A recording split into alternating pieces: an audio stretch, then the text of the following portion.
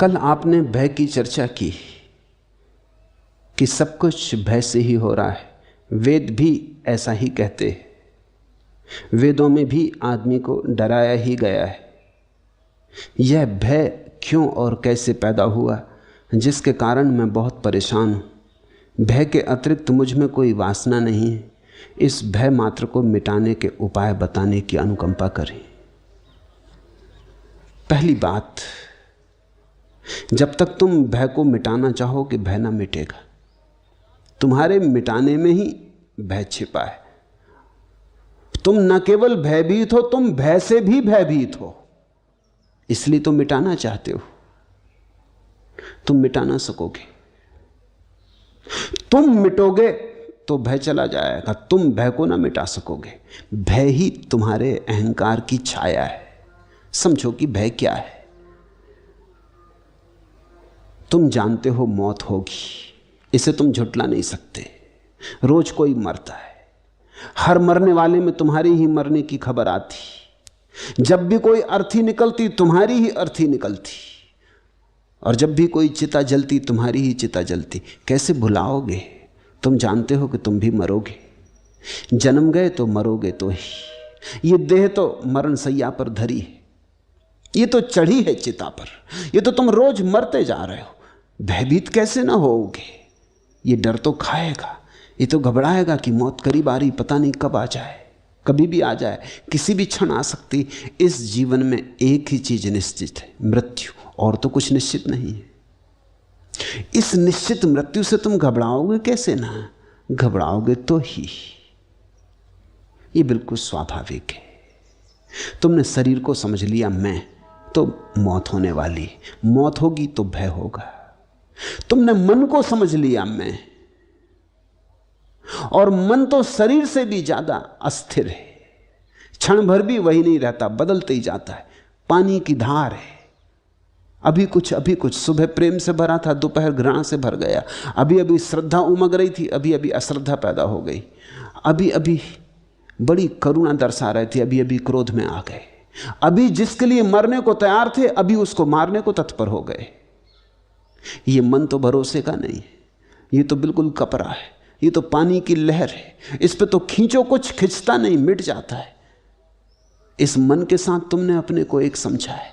क्षण भंगुर मन के साथ तुमने अपने को एक समझा है। मृत्यु के मुख में चले जा रहे शरीर के साथ तुमने अपने को एक समझा। तुम भयभीत कैसे ना होगे? और तुम पूछते हो भय से छुटकारा कैसे हो? भय स्वाभाविक है।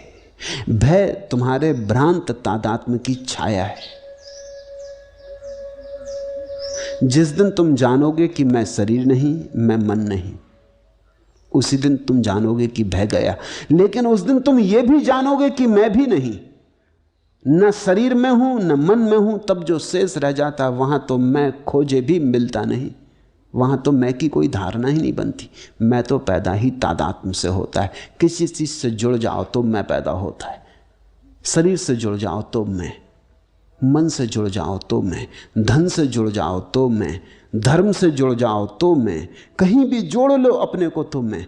जब सब जोड़ छूट गए तो मैं बचता नहीं। तब भीतर रह जाता है शून्य स्वभाव। उस शून्य स्वभाव में कोई भय की रेखा भी पैदा नहीं होती। तो तुम पूछते हो कि भय से कैसे छुटकारा हो? नहीं, भय से छुटकारे की चेष्टा ना करो, भय को समझो कि भय क्यों है। छुटकारे के तो तुम उपाय कर ही रहे हो। तो कोई भगवान के चरणों को पकड़े पड़ा है कि हे प्रभु बचाओ, तुम्हारी शरण आया हूं, लेकिन भय के कारण ही पड़ा है। तुम भगवान को याद ही करते हो जब तुम भयभीत हो जाते हो। एक नाव डूबी डूबी हो रही थी, और मुल्ला नसरुद्दीन और उसका मित्र दोनों कप रहे हैं। नसरुद्दीन का मित्र घुटने टेक के बैठ गया, नमाज पढ़ने लगा। उसने कहा, हे अल्लाह, हे परमपिता, अगर तूने मुझे बचा लिया तो मैं अब कभी भी शराब ना पीऊंगा। अगर तूने मुझे आज बचा लिया तो मैं कभी धूम्रपान ना करूंगा। वो बड़े त्याग करने लगा। आखिर में वो ये कहने ही जा रहा था कि अगर तूने मुझे बचा लिया तो मैं सन्यासी हो जाऊंगा, फकीर हो जाऊंगा। तभी मुल्ला बोला, ठहर ठहर, रुक, इतनी जल्दी मत कर, किनारा दिखाई पड़ रहा है। और वो आदमी उठ के खड़ा हो गया और भूल गया सब बकवास। जब किनारे ही दिखाई पड़ रहा है तो फिर कौन फिक्र करता है। मुल्ला एक बार चढ़ रहा था वृक्ष पे, खजूर लगे, लंबा वृक्ष, पैर खिसके, तो कहने लगा, हे प्रभु, अगर आज वृक्ष तक पहुंचा दो, खजूर तोड़ लूं, तो पूरा नगद 1 रुपया चढ़ाऊंगा, पक्का मानो। हालांकि अतीत में मैंने ऐसा कुछ भी नहीं किया कि तुम भरोसा करो, मगर इस बार करो। चढ़ गया। जब खजूर के बिल्कुल पास पहुंचने लगा फलों के, तो उसने सोचा, ये तो तुम भी मानोगे कि इतने से खजूर के लिए 1 रुपया ज्यादा है। जब खजूर पे हाथ ही रख दिया तो उसने कहा कि चढ़ें तो हम, और पैसा तुम्हें चढ़ाएं। इसी बीच पैर खिसका और धड़ाम से जमीन पे गिरा, खजूर भी छूट गए, नीचे गिरा, जल्दी कपड़े झाड़ के ऊपर देख के बोला, ये भी क्या बात हुई? अरे जरा मजाक भी नहीं समझे? अगर आज गिराया ना होता तो 1 नगद कलदार चढ़ाते। बस आदमी जब भय में होता है तब भगवान, जैसे ही भय के जरा बाहर हुआ कि भगवान इत्यादि सब भूल जाता है। तुम्हारा भगवान तुम्हारे भय का ही रूप है। और लोग मानते हैं कि आत्मा अमर है, ये भी तुम्हारे भय की ही धारणा है। मैं ये नहीं कह रहा कि आत्मा अमर नहीं, लेकिन तुम्हारा मानना कि आत्मा अमर है भय की धारणा है। डरे हो मौत से तो कहते आत्मा अमर है, कप रहे हो, आत्मा का कोई पता नहीं, अमरता की तो बात ही छोड़ो, मगर आत्मा अमर है। इन सिद्धांतों में अपने को छिपाने की कोशिश मत करो।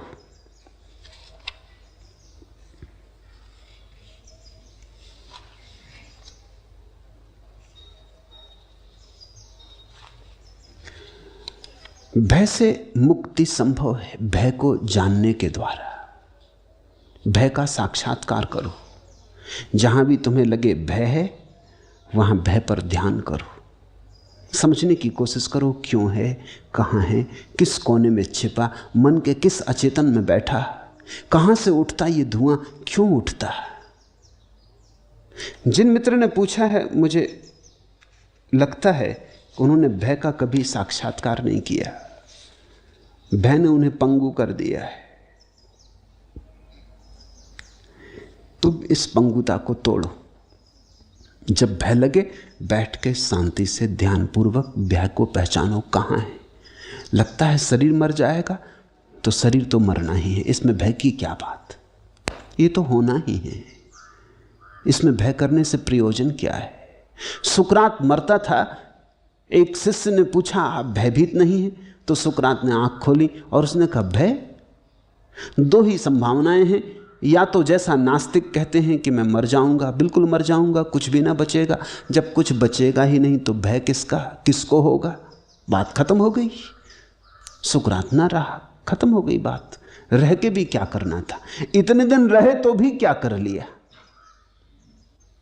जन्म के पहले भी नहीं थे तब तो कोई तकलीफ नहीं थी, मौत के बाद फिर नहीं हो जाएंगे तो तकलीफ क्या है। तुमसे मैं पूछता हूं, जन्म के पहले तुम नहीं थे, अगर नास्तिक सही है तो जन्म के पहले तुम नहीं थे, कौन सी तकलीफ थी नहीं होने में? कोई याद आती तकलीफ? जन्म के पहले की कोई तकलीफ याद है? जब थे ही नहीं तो तकलीफ कैसी? जब कोई था ही नहीं तो तकलीफ किसको? मरने के बाद फिर नहीं हो गए, तब घबराना क्या है? फिर वैसे ही हो गए जैसे जन्म के पहले थे, ऐसे ही समझो। तो सुकरात ने कहा, अगर नास्तिक सही हैं कि आत्मा समाप्त हो जाएगी मृत्यु में, कुछ भी ना बचेगा, तो भय क्या? जैसे जन्म के पहले नहीं थे वैसे फिर नहीं हो गए, बात खत्म हो गई, आई गई हो गई, एक लहर उठी खो गई। या हो सकता है आस्तिक सही हो। अगर आस्तिक सही है और आत्मा बचेगी तो फिर भय कैसा? शरीर ही गया, हम तो बचे ही रहे, हम तो शरीर थे ही नहीं। तो सुकरात ने कहा, 2 ही संभावनाएं हैं, या तो आस्तिक सही हो या नास्तिक सही हो। और सुकरात बड़ा हिम्मत का आदमी, वो ये भी नहीं कहता कि मैं मानता हूं इसमें कौन सही है, वो कहता मुझे कुछ पता नहीं। मगर भय कैसा? दो में से कोई एक ही ठीक हो सकता है, दोनों हालत में भय व्यर्थ है।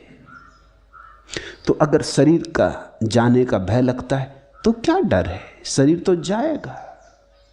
एक फकीर के 2 बेटे थे, मर गए एक दुर्घटना में। जब वो फकीर घर आया नमाज पढ़ के मस्जिद से, तो उसकी पत्नी ने कहा पहले तुम भोजन कर लो, फिर तुम्हें एक बात कहनी। उसने भोजन कर लिया, लेकिन वो बार बार पूछने लगा बेटे कहाँ हैं, क्योंकि उनको बेटे से बड़ा लगाव था, जुड़वा बेटे थे। और कहने लगा कि वो सदा मस्जिद पहुंच जाते थे, आज मस्जिद भी नहीं पहुंचे, बात क्या? पत्नी ने कहा पीछे बताऊंगी, आप पहले भोजन कर लें। उसने भोजन कर लिया, हाथ पैर धो के बैठ गया। तो उसने कहा दूसरे कमरे में आए, लेकिन पहले एक बात कहनी। 20 साल पहले एक आदमी कुछ हीरे जवाहरात मेरे पास रख गया था अमानत के तौर पर, आज वापस मांगने आया, तो मैं उसे लौटा दूं?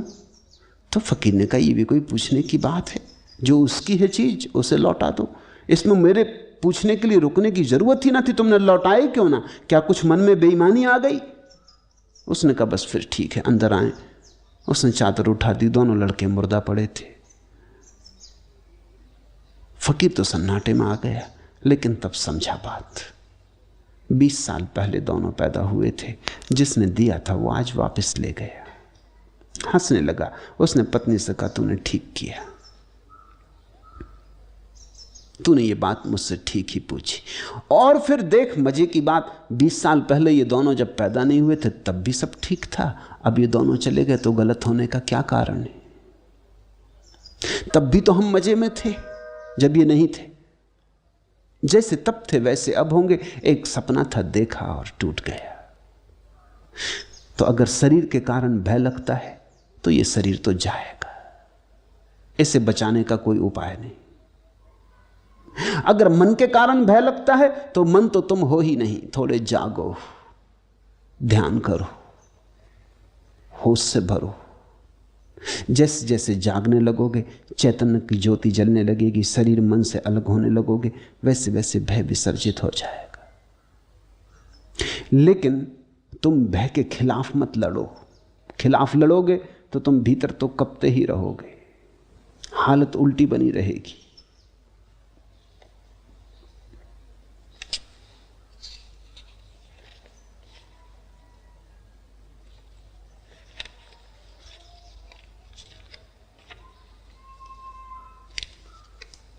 भय से मुक्त होकर अपूर्व जीवन के फूल खिलते हैं। भय से दबे रहकर सब जीवन की कलियां बिन खिली रह जाती, पखड़ियां खिलती ही नहीं। भय तो जड़ कर जाता है। तो मैं जानता हूं तुम्हारी तकलीफ, लेकिन तुम भय से बचने के लिए उत्सुक हो तो कभी ना बच पाओगे। मैं तुमसे कहता हूं भय को जानो, देखो, है जीवन का हिस्सा है। आंख गड़ा के भय को देखो, साक्षात्कार करो। जैसे जैसे तुम्हारी आंख खुलने लगेगी और भय को तुम ठीक से देखने लगोगे, पहचानने लगोगे कहां से भय पैदा होता है, उतना भय विसर्जित होने लगेगा, दूर हटने लगेगा। और एक ऐसी घड़ी आती अभय की जब कोई भय नहीं रह जाता। मृत्यु तो रहेगी, शरीर मरेगा, मन बदलेगा, सब होता रहेगा, लेकिन तुम्हारे अंतस्थल में कुछ है शाश्वत सनातन छिपा, जिसकी कोई मृत्यु नहीं। उसका थोड़ा स्वाद लो, साक्षी में उसका स्वाद मिलेगा। उसके स्वाद पर ही भय विसर्जित होता है, और कोई उपाय नहीं।